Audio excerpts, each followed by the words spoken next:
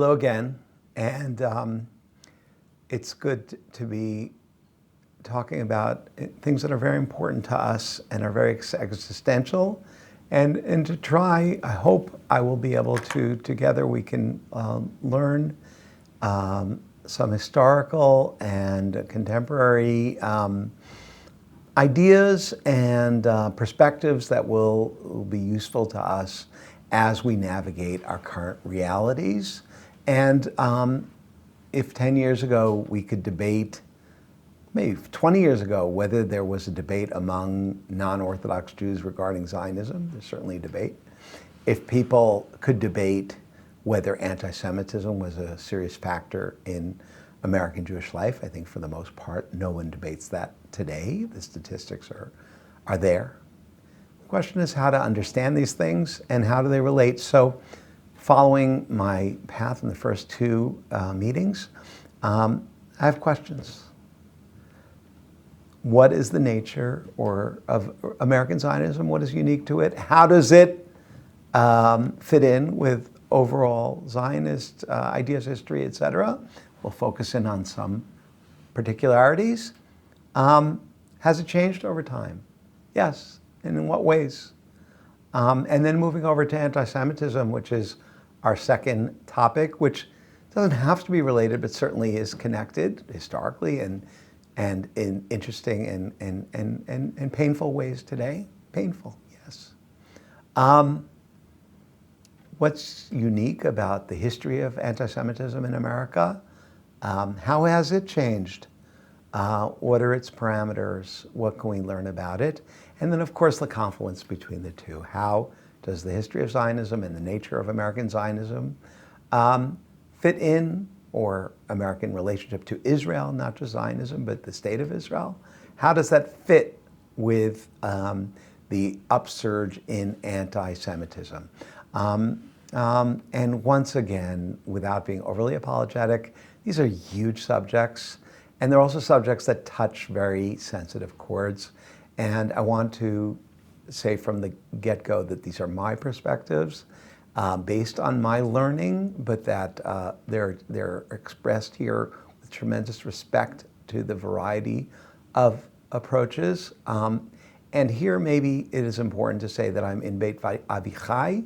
I live in Jerusalem. I have children who serve in the Israeli army. I've lived here for 36 years, my entire adult life pretty much. So yes, I am a Jew born in America who has spent his adult life in Israel, and that certainly comes across. But I hope as a sort of insider, outsider nonetheless, that I can breed perspective, but it's done not from a place, God forbid, of patronizing like Israelis are often accused of, but very much from a place of embracing, of appreciation, of camaraderie and partnership, but yet with an effort to be critical in an academic, scholarly, and intellectual sort of way. So that's sort of, I think in this particularly when it comes to these issues which are so explosive today, very important for me, and hopefully maybe that's something that can carry over into other people's conversations. Deep respect on a personal level, without regard to disagreements on others. So I think the starting point regarding Israel and Zionism is just to say, put it out there, that American Zionism is not about moving to Israel. That's for sure. There are Jews who have moved to Israel throughout history, throughout the 20th century pretty much. There are major Zionists. I mentioned Ben Gurion in the past, who was very much influenced by his time in America. He met his wife, Paula Ben Gurion, during his first stint in America. But American Zionism and American relationship to Israel is about Jews who are very comfortable in America and love America, and how does Zionism and Israel fit with that? And maybe there are some groups who have sort of moved to a different type of Zionism. We'll get to them, but I think that is a foundation. So that takes us to our first slide, which is taken from the Declaration of Principles of the Reform Movement, known as the Pittsburgh Platform in 1885. I alluded to this in a previous discussion, but here the reform movement is clear where the promised land is, and it is definitely not in Palestine, and it is definitely not in the biblical era, rooted in the biblical era. It's the new promised land. We recognize in the modern era of universal culture and of heart and intellect the approaching of the realization of Israel's great messianic hope. Messianism is about universal culture, about truth, justice, peace. We consider ourselves no longer a nation. We are a religion, but a religious community, and therefore expect neither a return to Palestine nor rebuilding the temple, etc. Now, these are things that were already stated clearly in Germany, and there were emendations done to the early reform Sidurim, prayer books, to take out references to return to Zion, etc. But here, this is a declaration which becomes foundational to the reform movement in America for many years, up until certainly, for the most part, the 1930s. And even in the 1950s, 1948, the reform movement splits into two separate organizations, synagogue organizations, over the issue of recognition and identification with the state of Israel. And I remember when I was a guest for a month at the JCC in Houston, Texas, and there were two huge Reform synagogues, temples, not far from each other. And I asked my host, where I was giving a lecture series, how come there are two of these so close to each other? And they said, one chose the Zionist path and one chose the non-Zionist path. Today, the similarities are greater than the differences, but in 1948 and 1950s, it was still an issue. So at the extreme and foundational to the establishment in America is that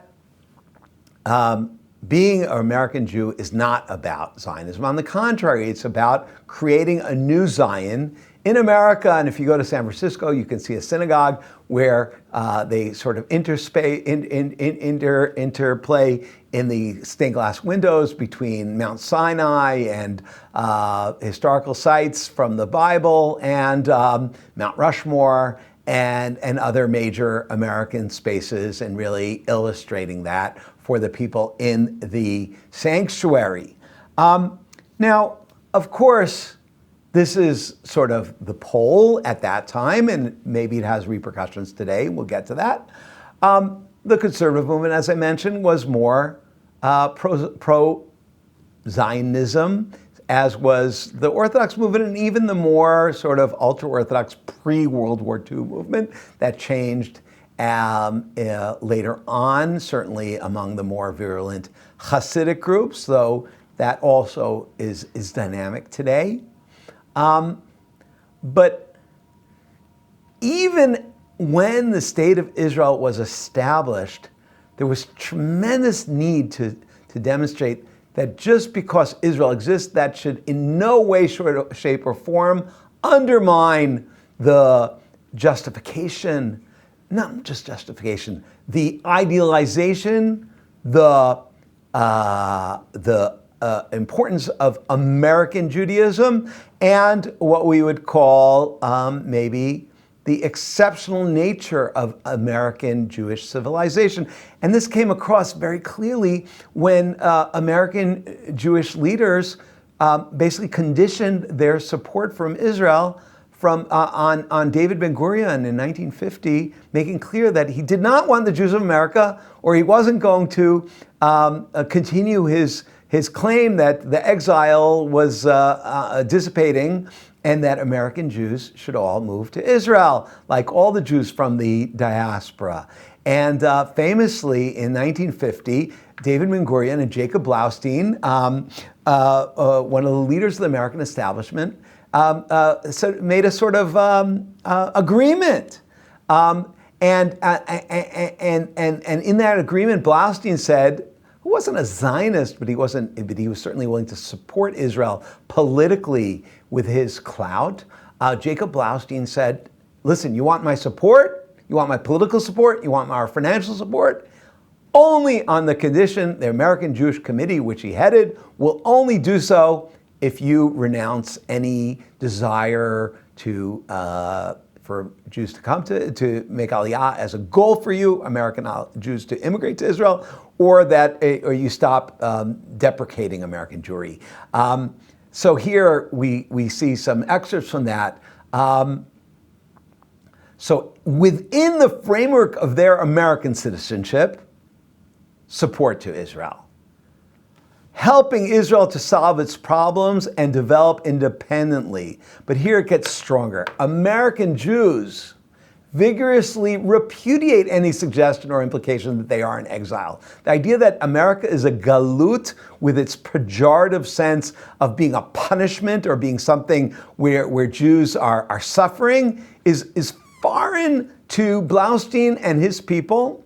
And even if others may be a little bit more ambivalent about it, it is certainly goes along with that exceptionalism. Trope, 1950, just a little bit before Ben Halpern, we saw in that first lecture, put out his America is Different essay. American Jews, young and old alike, Zionists and non-Zionists, are profoundly attached to America. America welcomed their parents. Under America's free institutions, they and their children have achieved freedom, security. American Jews have truly become Americans. One more piece. They believe in the future of a democratic society in America. They believe if democracy in America fails, Israel will fail. This is 1950, and I think that this is something that must still be kept in mind, that whether one is pro-Israel, ambivalent about Israel, or in any way, shape, or form, for the vast majority of American Jews, it should never come with a choice or conditionally a sacrifice, etc. And when we talk about the elections, we'll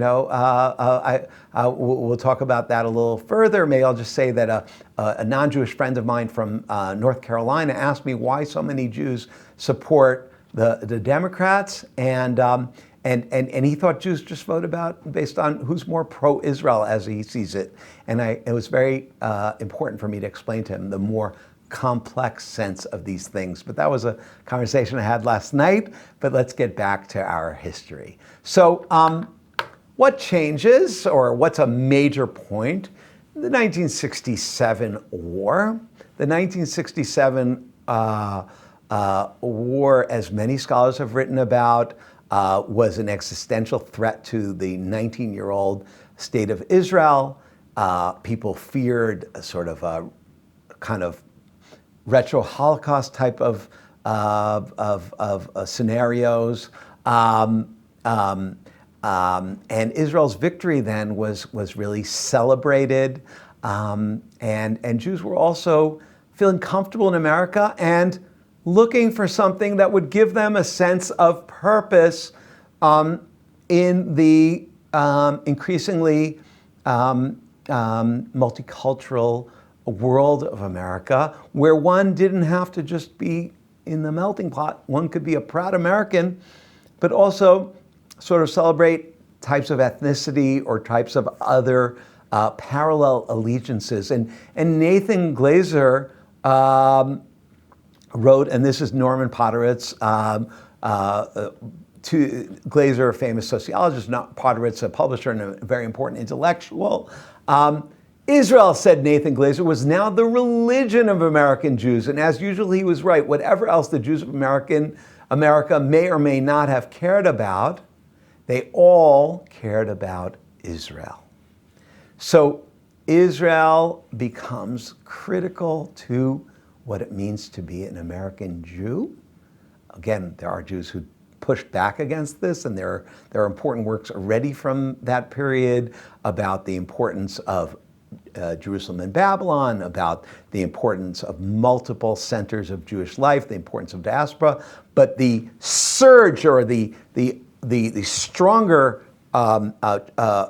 push, is towards appreciation of Israel and a consensus that support for Israel is an expression of core Jewish identity. Political support religious support, saying prayers for Israel in the synagogue, placing an Israeli flag on one side in the front of the synagogue and an American flag on the other side, celebrating Yom Ha'atzmaut, Israel Independence Day.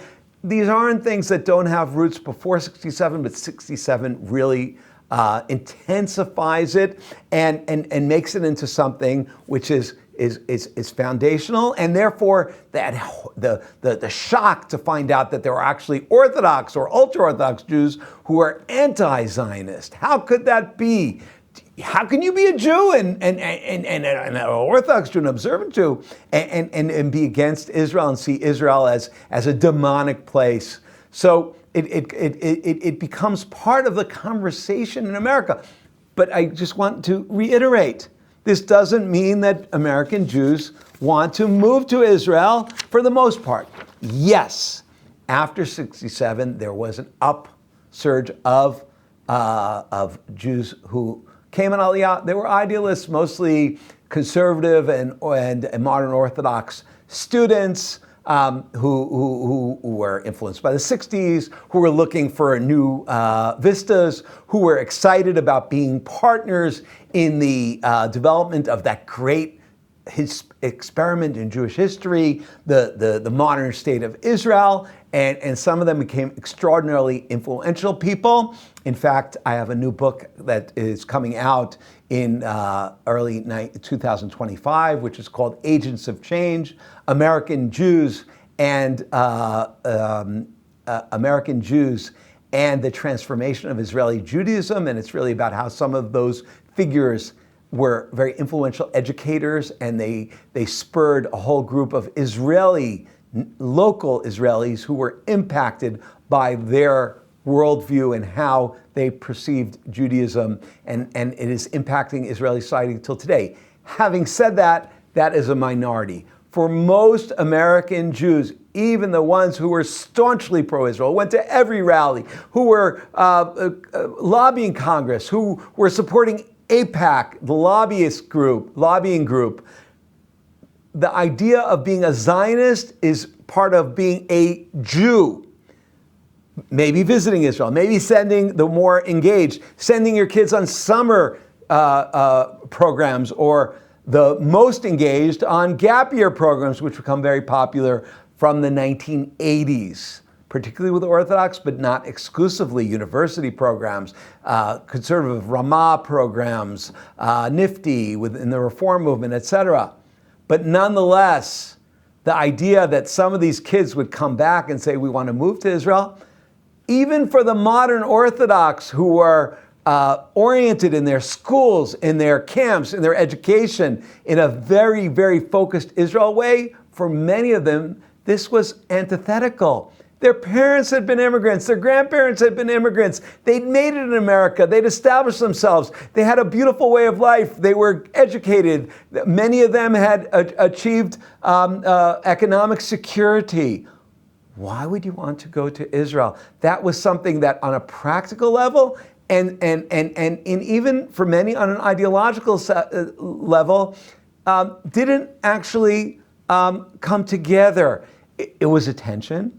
And certainly as more and more of these post-high school graduates came and spent a gap year and came back fervent and excited about their Zionism, well, some of them came, myself included. I spent 2 years here from 1982 to 1984, and it changed my life, and that is a big reason why I am here.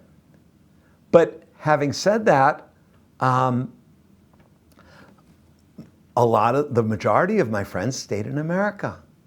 And then the question is, how does one balance being fervently pro-Israel with being very much connected to American culture and society? And this is something that plays out in a lot of different ways. So this concept that Glaser already coins in the late 60s, early 70s of Israel as being the religion of American Jews is a fascinating one, and it's one which there's a lot of pushback, as we'll see, on that idea, certainly beginning in the 1980s, but certainly in the 21st century. Now, here I'm really jumping to 2024, but I think that it really takes the place where things have gone. Here I'm going back to a book that I mentioned in the previous session. Professor Noah Feldman, the law professor, chair, and head of the Center for Jewish Law and Israeli Law in Harvard University Law School, who in his book To Be a Jew Today, that came out in 2024, he describes the pushback. And the pushback, I would argue, is grounded in certain tensions that are contemporary, but it's also grounded in the roots that go back to the ambivalence of the reform movement already expressed in 1885 that we read before, that go back to Blaustein's declaratory comments about America being a healthy, a thriving Jewish place that will continue to be so, together with, of course, the complexities of a modern Jewish state and how that jives or conflicts with perceptions of what it means to be an American Jew and how Judaism manifests itself among Jews today, particularly the under 40 or under 35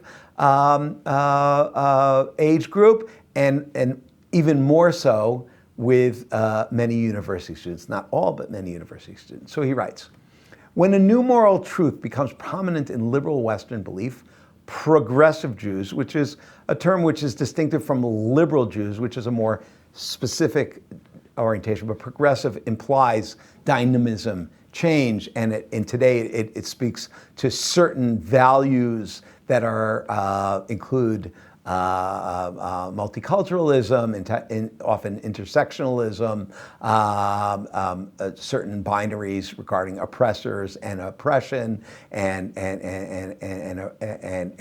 those who are oppressed, discourses that are very, very prominent within intellectual life, particularly in universities. Progressive Jews see it as part of the eternal truth that God always intended and that has now emerged through the human historical process of experience and reasoning.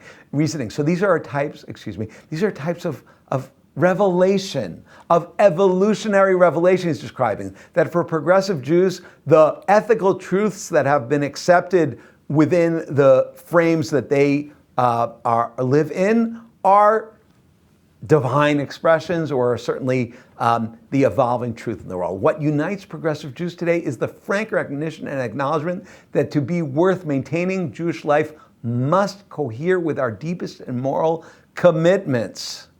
Deepest and moral commitments relate to humanism. Deepest and moral commitments often relate to issues of structural racism. Deepest and moral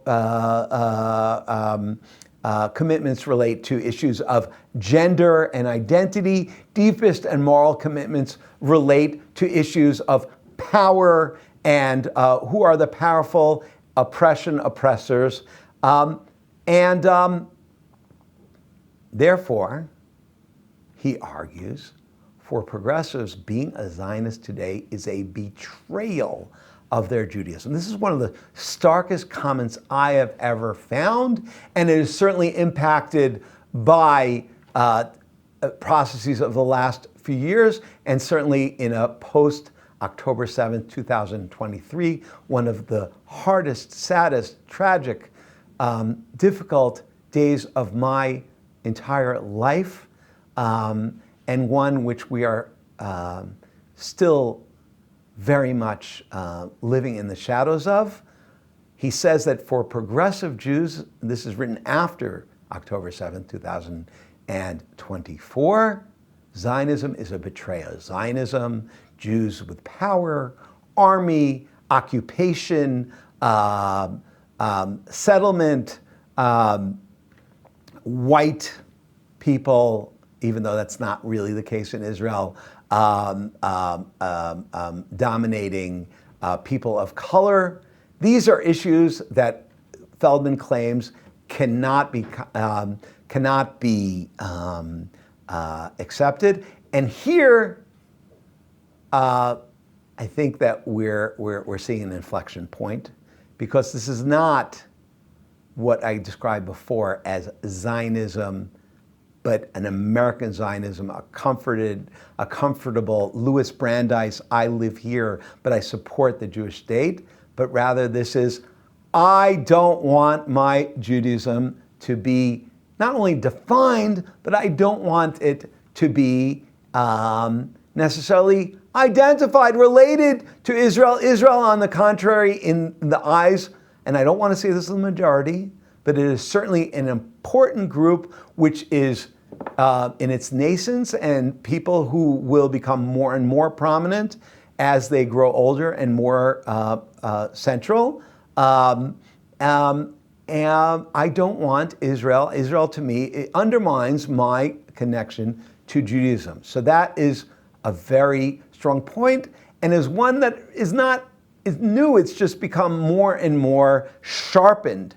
And we already saw it in 2010. There were lots of studies put out about the distancing theory, about how Jews have distanced themselves from Israel. My friend Daniel Gordis wrote a book about a people divided. There's a whole literature out there about the question of where American Jews see themselves vis-a-vis Israel, but the focus here among the progressive Jews is trying to create a diasporism. Shaul Magid, an important scholar in Dartmouth today, previously at JTS, previously in Indiana, has written about the the importance of diasporism as an alternative to Zionism. Interestingly, Chabad, which is very right-wing in a certain way, has a certain confluence with that in terms of its global perspective, non-land perspective. And these are things that are interesting to look at and very complicated for many people, very painful. But here I want to share with you an alternative approach, which is not totally in conflict, but I think it's significant, important. I find it to be profound. Yossi Shane is a professor of political science who was affiliated for many years with Tel Aviv University, but he was also simultaneously a professor at Georgetown University in Washington, D.C. And in 2019, he put out a book in Hebrew called Hamea Yisraelit, HaYisraelizatzia Shel HaYahadut. It appeared 2 years later. In English, the Israeli Century, the Israelization of Judaism.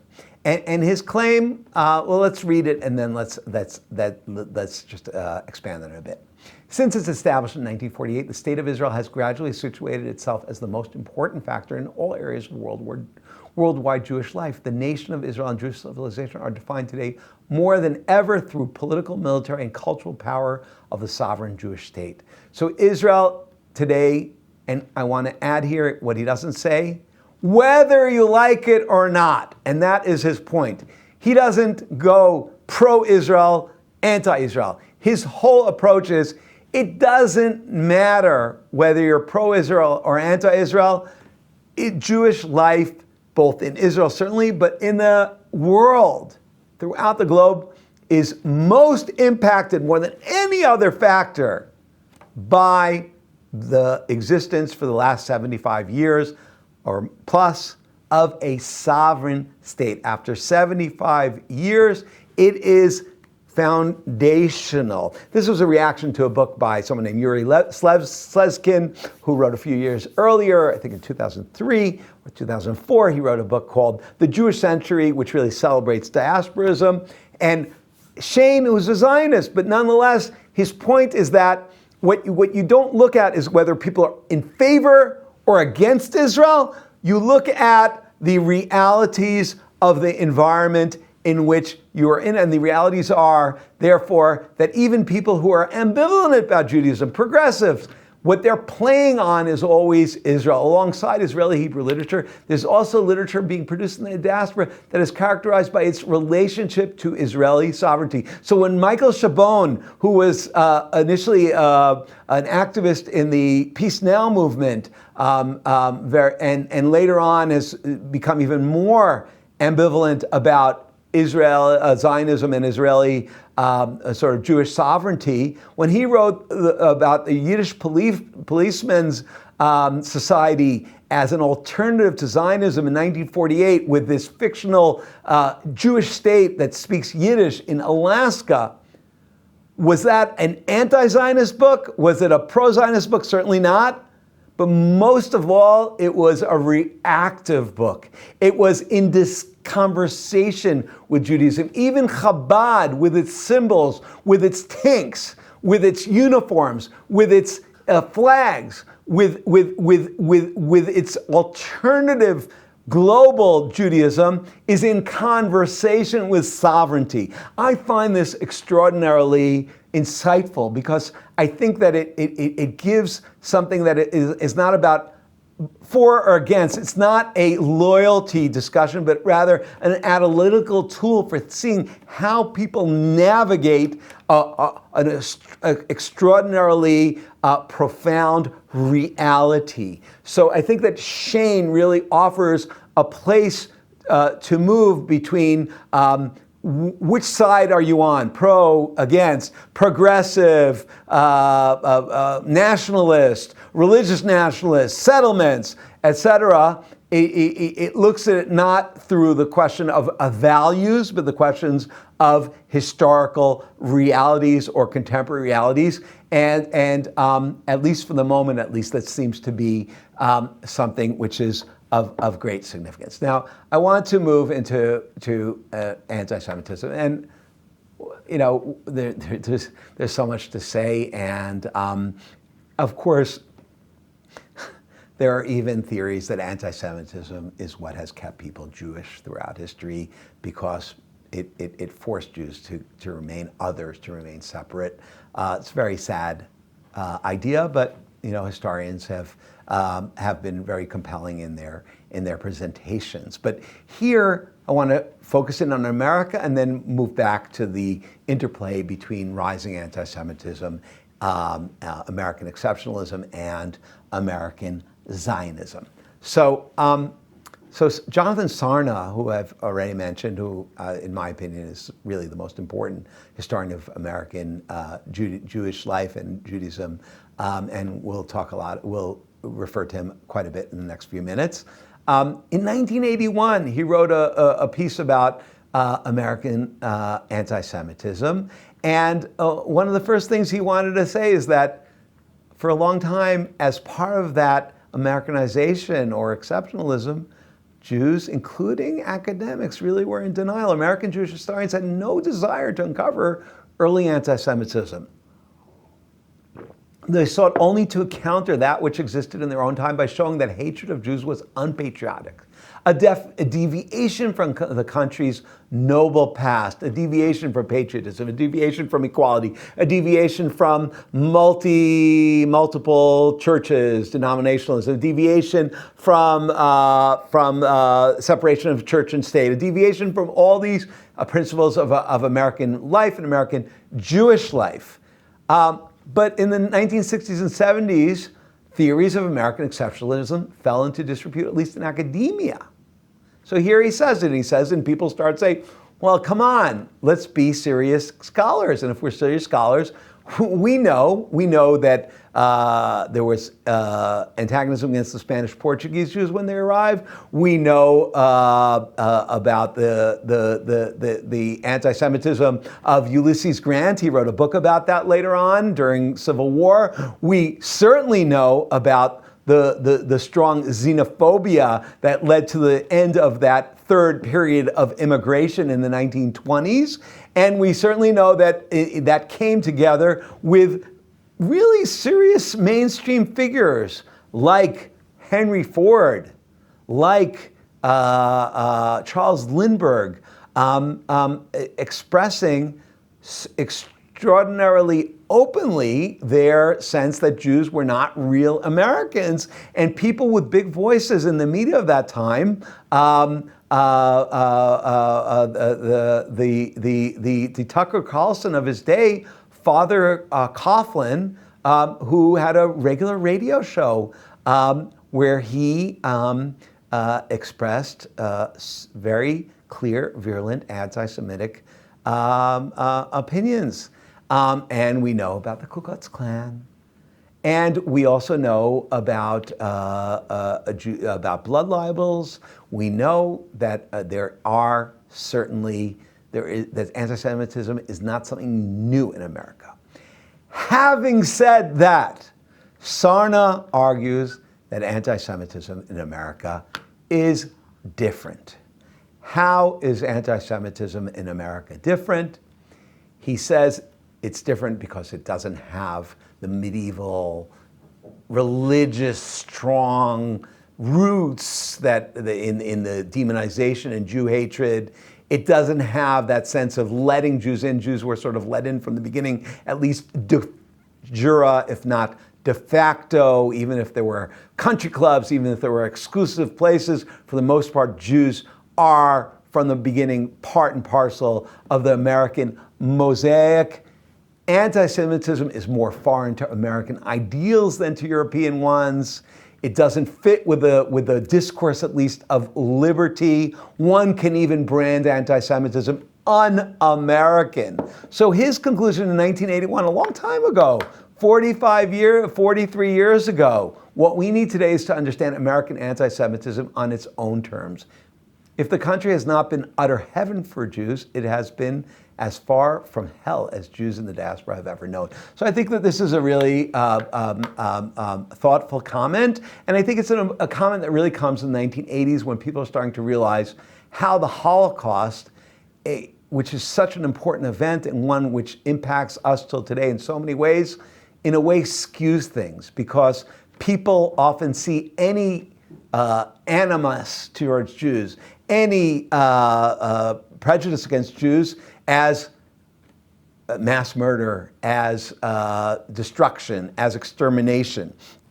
And I think that the centrality of the Holocaust to Jewish education, to Jewish ritual, to Jewish experience very much makes it difficult for people to move beyond a binary of either execution, extermination, final solution, or complete friendship.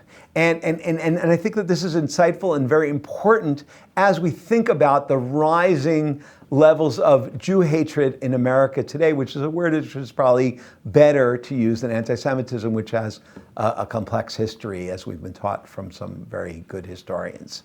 So Jew hatred today, which as we are seeing, always existed in the far right, has now become part and parcel of discourse with much of the progressive left as well.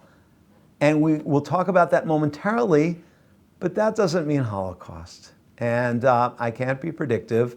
And yet, I think sometimes when we look at things on the extreme, what Sarna is saying is we sort of don't have the tools, we don't develop the tools to address a type of endemic anti-Semitism or a rising sense of antagonism, which is not necessarily physically existential, but certainly has tremendous impact on day-to-day safety for many people, on flourishing of Jewish institutions, on relationship to Israel, and on how American Jews sort of see themselves in their efforts to sustain the exceptionalism or the Americanization that they've worked so hard to achieve and succeed within. And I think that this backdrop is very important for looking at the big debate that has taken place in the last few years regarding anti-Semitism. And one framing for it is the competing declarations which appeared in 2016 and then in 2020 regarding anti-Semitism, where the International Holocaust Remembrance Alliance in 2016 came out with a document where they saw rising anti-Semitism in America and Europe, sometimes related to Muslim activists, sometimes related to far right, and more and more and more also associated with progressive groups. And they, much, not all, but a lot of it talked about how it's so hard to sort of pull apart. They didn't say so many words, but that often expressions of anti-Zionism, of antagonism to Israel, of efforts to destroy Israel, of BDS, of boycotting Israel, are manifestations of Jew hatred and not just antagonism to the sovereign state in the Middle East. And a group led by a lot of academics, some of them Israelis, but mostly American academics, got together in 2020 and they put together a much more progressive-oriented statement in which they said the Jerusalem Declaration on Antisemitism responds to IHRA. And what do they say? Because the IHRA is unclear. It has caused confusion, weakening the fight against anti-Semitism. Why? Because the IHRA definition includes 11 examples of anti-Semitism, 7 of which focus on the state of Israel. While this puts undue emphasis on one arena, there is a widely felt need for clarity on the limits of legitimate political speech and action concerning Zionism, Israel, and Palestine. Our aim is twofold: to strengthen the fight against anti-Semitism and to protect a space for an open debate about the vexed question of the future of Israel-Palestine, meaning that there is a clarity here among the people who wrote the JDA in 2020 that this is Israel-Palestine, that Israel needs to be either split up or become multicultural, or that an Israel that does not account for Palestinian state desires and for its positions, its realities, is not a legitimate idea. And this goes back again to Noah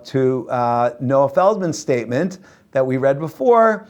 Again, here, for progressives, being a Zionist today is a betrayal of their Judaism. So I don't think all the people involved in the JDA by any means think that Zionism is a betrayal of their Judaism. And nonetheless, you have here an articulation of an ambivalence and of a sense that you must separate them. So I think there are many people involved here, and some of them are not Americans. But for American Jews, there's a sense, I do not want to suffer because of Israel's complexity, because of Israel's criminality, because of Israel's immoral behavior. I'm an American Jew. I support Israel when Israel manifests or reflects my values. And when Israel has become antithetical to them, then I want to distinguish myself. If there's anti-Semitism in America, I want to make sure that what I'm fighting against is the people who are antagonistic to me. And in many ways, this is a way also for many Jews who are more sympathetic to liberal and even progressive values to say, well, the progressives aren't anti-Semitic. Now, this has become extraordinarily fraught after October 7th, 2023, with the massive rallies in universities and in public spaces against Israel, but often against Jews, and the difficulty of pulling those things apart. And there's a wide range of opinions on this, and there's certainly a pushback, which I'll get to in a second. The AIC, the American Israel organization that I pointed to last week, among the 5th the Israelis or Israeli Americans certainly takes a different position, and there are many people who are voicing an alternative approach, which wants to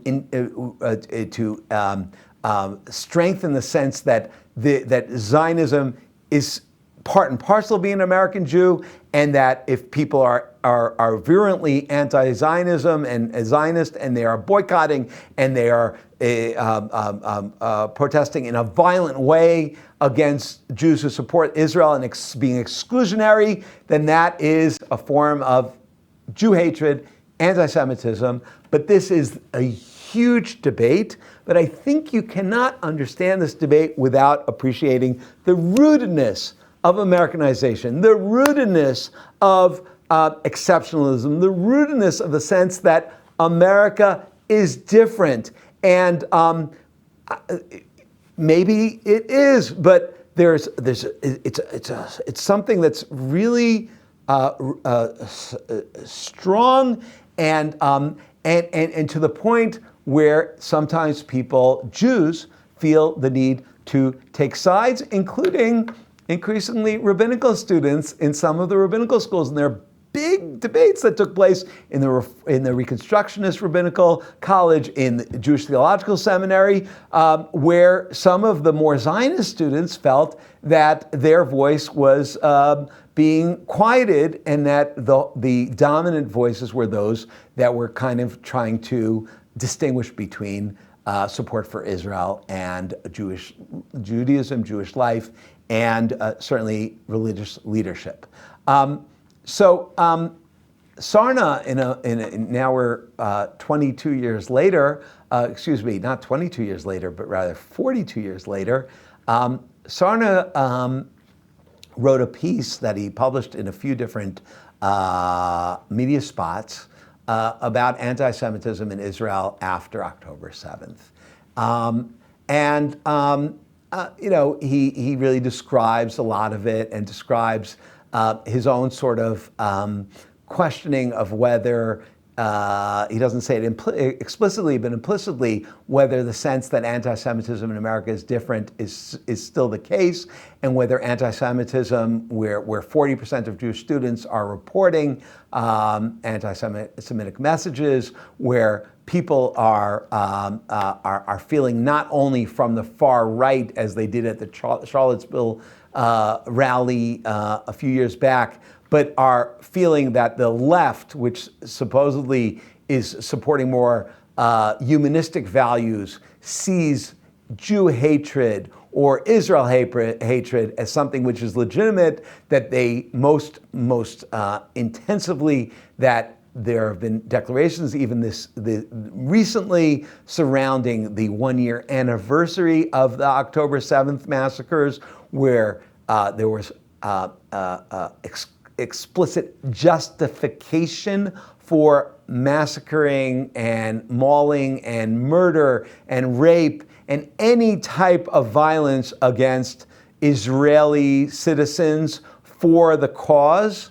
So I think that Sarna is someone who has spent his life, he's a Zionist, he's someone who's very connected to Israel, but he has spent his life writing about American Judaism and about its profundity, about its dynamism, about its creativity, about its flexibility, about how it has certain commonalities, but yet is quite different from its precedents, certainly in Ashkenazi European Jewry, is raising the fact that the events today have raised big questions, and the question of the degree of inflection here is one which is up in the air in the year 2024, working towards 2025.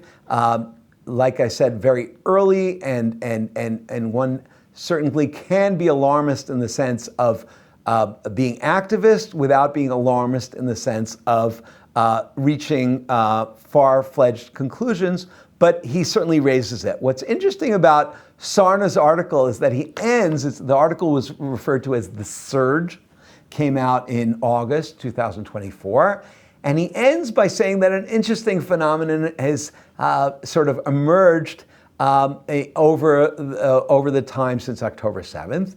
The good news about American Jewry has scarcely been reported in Israel, but in America too. We are seeing the beginnings of an exciting revival in American Jewish life. What one study recently described as an explosion in Jewish belonging and communal participation that is nothing short of historic. The surge, this widespread rise in communal participation evident at every level of American Jewish life. And then he gives some statistics. So this idea of a surge, this idea that the more unequivocal antagonism, certainly towards Israel, but towards Jews, and certainly towards Jews who support or identify with Israel in America, is actually very quickly leading to Jews feeling a sense that they have to re-engage, rediscover what it means to be Jewish, and have to be assertive in their participation, in their connections, whether it be through activism, or whether it be through synagogue attendance, or through other types of advocacy or cultural involvement and creativity, is something really interesting. I think that here, as historians, we have to be careful, and to see is something just a fast, early reactionary response to an extraordinarily traumatic, intensive event, or is this something that has long-term impact on American Jewry? It's way too early to answer that. But I think that it is intriguing. In a way, for me personally, it's a little bit sad to think that this sort of sustains the contention that anti-Semitism is almost an existential factor in Jews taking their Judaism seriously. I certainly wouldn't want it to be that way. Having said that, I think that that is an interesting take. But what is clear is that I think here we see how Yossi Shain's analysis is so spot on. That this is the Israeli century. And the Israeli century doesn't mean that everyone becomes a Zionist and everyone becomes a pro-Zionist and everyone moves to Israel or everyone loves everything about Israel. On the contrary, Jews throughout the world, and American Jews in particular, are struggling with their connection to Israel. And some of that may come out with the upcoming American elections. Orthodox Jews, both the modern Orthodox who were always Zionist and the Haredi ultra-Orthodox ones, to a great extent seem to have moved away politically from the rest of their brethren and have placed Israel as being the factor that will be the deciding one in their vote, even if they have ambivalence about the candidate that they consider to be the more unequivocally pro-Israel or pro-today's Israeli political leadership. The progressive Jews, at least according to the current polls, seem to see that there is enough support for Israel among the Democrat candidates that there are other factors which need to be more prominent, but it is still too early to say, and that's why we decided to have our fourth session, our final session after the elections. But what I hope is that, one, we've expanded our appreciation for how historical themes such as Americanization, such as uniqueness, such as exceptionalism, such as American Zionism, American anti-Semitism, American Jewish creativity, how those continue to play out in fascinating and profound ways, and that those can be useful for us and insightful for us as we look at other issues that we haven't covered here from the past, and also as we try to chart our way moving forward. I look forward to meeting with you live, interactively, in our 4th meeting later in November. Thank you very much.